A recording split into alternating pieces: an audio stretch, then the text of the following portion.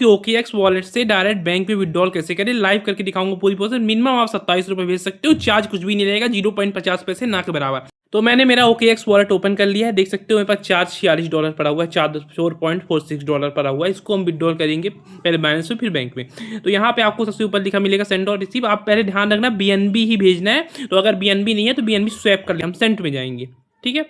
और सेंट में जाने के बाद हम कॉपी करेंगे, पहले बाइनेंस में चले जाएंगे डायरेक्ट, और बाइनेंस में हम ऐड फंड ऊपर लिखा है, ऐड फंड में जाएंगे।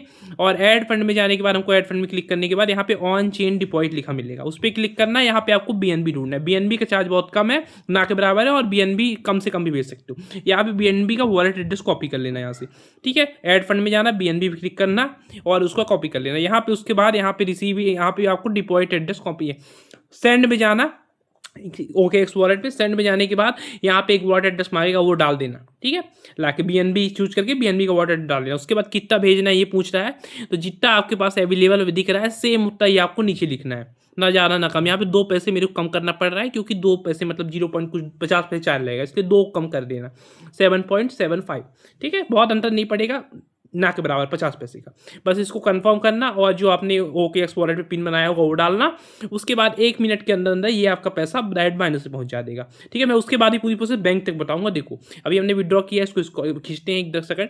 अब देखो 0.01 बचा हुआ है, ठीक है। 50 पैसे चार्ज कट गया और 0.01 बचा हुआ है। अब चलते हैं हमारे बाइनेंस पे, देखते हैं पैसा आया कि नहीं आया, ठीक है। हमारे बाइनेंस में हम आ गए, अभी बाइनेंस में हमारी 0 है। अब देखना नीचे खींचा, 406 रुपये हमको रिसीव हो गया। अब इसको आपको बैंक में भेजना है, उसके लिए हम यूज करेंगे P2P का, पेयर टू पेयर। इसमें थोड़ा सा चार्ज लगेगा, निंचू सा, ठीक है।